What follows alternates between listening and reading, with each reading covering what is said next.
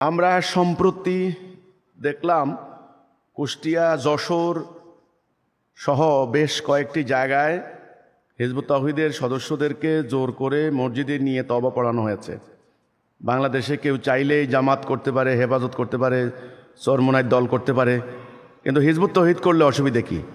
Hizb ut তাওহীদ করলেই কেন জোর করে মসজিদে নিয়ে ভয়ভীতি দেখিয়ে নির্যাতন করে দল ত্যাগ করানোর চেষ্টা করা হচ্ছে?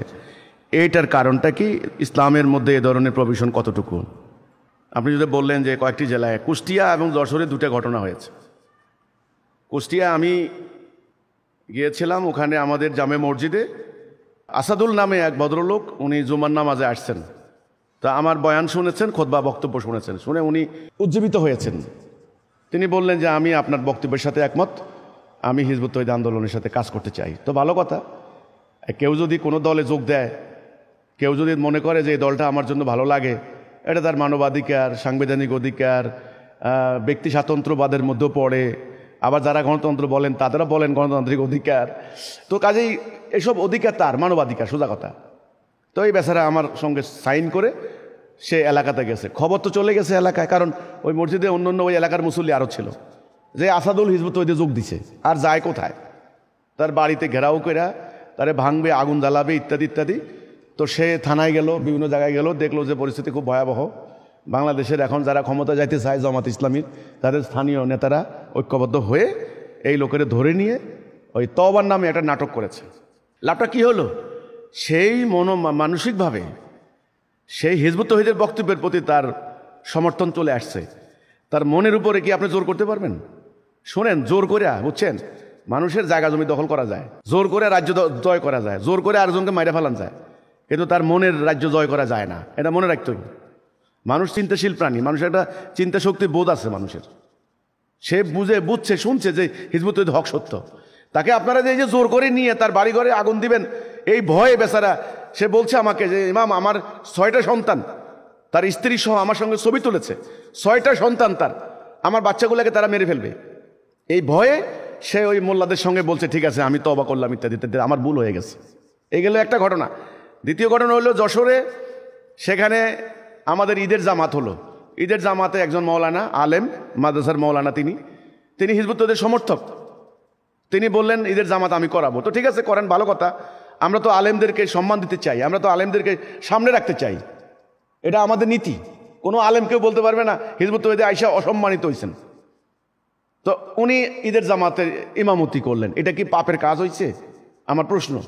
একজন মৌলানা, তিনি আমাদের ঈদের জামাতে ইমামতি করলেন, উনি কি মাদ্রাসা বলৎকার করেছেন যে এটা বলৎকারের পাপ হয়েছে? এনারে ধরে নিয়ে ও ঘটনা হচ্ছে কি, এটা তো মানুষ জানে না সবাই। ওনার মাকে প্রেসার দিয়েছে যে আপনার ছেলেকে হত্যা করা হবে। ওনার আরেকটা ভাই অন্য একটা মাদ্রাসা শিক্ষকতা করে, বলছে ওকে বের করে দেওয়া হবে, সে বেকার হয়ে যাবে। চতুর্দিক থেকে তাকে আক্রমণ চালিয়ে, তাকে ধরে, তার মাকে, তার ভাইকে, তার ফ্যামিলিকে জিম্মি করে, তখন এই লোকটা আমাদেরকে জানিয়েছে যে আমি আজকে অসহায়, আমার পরিবার আজকে অসহায়, হুমকির মুখে, এদের এই সন্ত্রাসের মুখে, এদের এই মবক্রেসির সামনে। তখন আমি বাধ্য হয়ে আমি তাদেরকে বলেছি যে আমি ভুল করেছি। আপনারা ভিডিওতে দেখবেন উনি বলছেন শয়তানের প্ররোচনায়। আমি মৌলানাকে বলবো, মৌলানা, শয়তানের প্ররোচনায় আপনি কি ওদের মতো কি বলৎকার করেছেন? আপনি ইমামতি করেছেন মসজিদের, মানে অর্থাৎ ঈদের নামাজের ইমামতি করেছেন।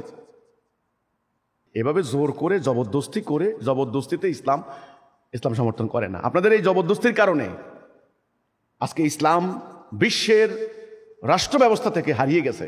এই জবরদস্তির কারণে মানুষের জবরদস্তি পছন্দ করে না।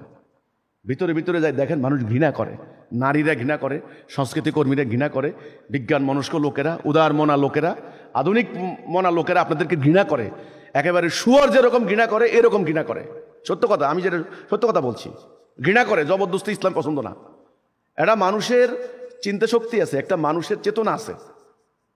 তিনি যে কোনো দল, আপনি প্রশ্ন করেছেন, এদেশে জামাত ইসলামী আছে, চরমোনাই আছে, হেফাজত আছে, খেলাফত আছে, কত দল আছে, নতুন আরও অনেক দল বাইরেছে, ধর্মীয় সংগঠনে আছে 40-50টা। তো আপনারা তো ওদেরকে নিয়ে তওবা করান না জোর করে? তবলিগ করে, তবলিগ থেকে আসলে কি তওবা করান? তারপরে হলো কত দল করে, কত কিছু করে। হিজবুত তাওহীদে গেলে আপনাদের এত গাত্রদাহ কেন? উত্তর হচ্ছে এই, হিজবুত তাওহীদ ধর্ম ব্যবসার বিরুদ্ধে কথা বলে, ধর্মের নামে অপরাজনীতি, ধাপ্পাবাজের রাজনীতির বিরুদ্ধে কথা বলে, ধর্মকে ব্যবহার করে স্বার্থ উদ্ধারের এই হীন ঘৃণ্য কর্মকাণ্ডের বিরোধিতা করে হিজবুত তৌহিদ। এই কারণে গাত্রদাহ শুরু হয়ে গেছে।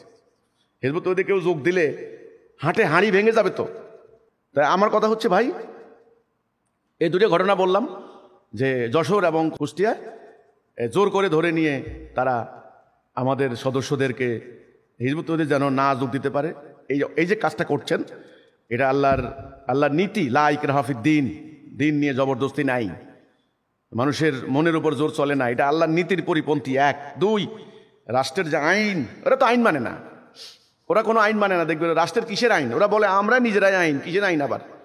রাষ্ট্রের আইন পরিপন্থী। এটা মানুষ হিসেবে তার মানবাধিকার পরিপন্থী। সে কোনটা গ্রহণ করবে কোনটা বর্জন করবে তার স্বাধীনতা। এই যে তার মানবাধিকার, রাষ্ট্রীয় আইনের অধিকার, আল্লাহর হুকুমের অধিকার, এই সমস্ত পরিপন্থী আপনারা জোর করে যে কাজগুলি করছেন। তো আমি ফাইনালি বলতে চাই, এ ধরনের কাজ যারা করেন প্রকৃতপক্ষে তাদের কোনো আদর্শ নাই, মানুষকে আকৃষ্ট করে ধরে রাখার মতো কোনো আদর্শ নাই, কোনো বক্তব্য নাই। এই জন্য তারা এখন জোর করে এনে মানুষদেরকে তওবা করানোর নাটক করছে। তো এ ধরনের নাটক ওই মক্কার কাফেররাও করতো। হ্যাঁ, রাসূলুল্লাহর সঙ্গে রাসূলুল্লাহর বক্তব্য শুনে তাওহীদে যারা ঐক্যবদ্ধ হতো সাহাবীরা, তাদেরকে ধরে নিয়ে বালুর মধ্যে শোয়াই রাখতো, টর্চার করতো, জোর করে ধরে ঈমান মানে ত্যাগ করানোর জন্য বলতো। এটা ছোট্ট একটা ঘটনা বললে আপনারা বুঝবেন, ঘটনা ছোট্ট নয়, বলার ক্ষেত্রে আমি সংক্ষেপে বলছি। ইয়াসির, আম্মার, সুমাইয়া, এই ফ্যামিলি যখন ইয়াসিরকে হত্যা করেছে, সুমাইয়াকে হত্যা করেছে কি নিষ্ঠুর নির্মমভাবে এই ধর্ম ব্যবসায়ীরা।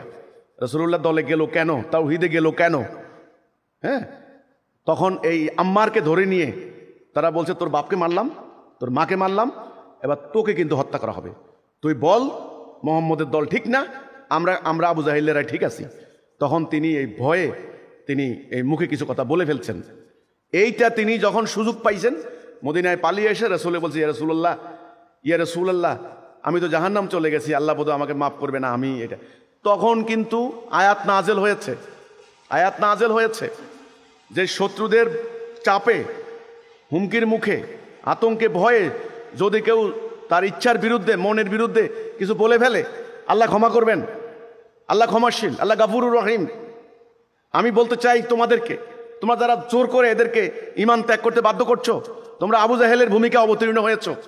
আর আজকে যারা মনের ভিতরে ভিতরে হিজবুত তৌহিদকে ভালোবাসো, ইমামকে সাপোর্ট করো, তাওহীদে আন্দোলনকে সাপোর্ট করো, তোমরা সেই আম্মারের ভূমিকায় আসো।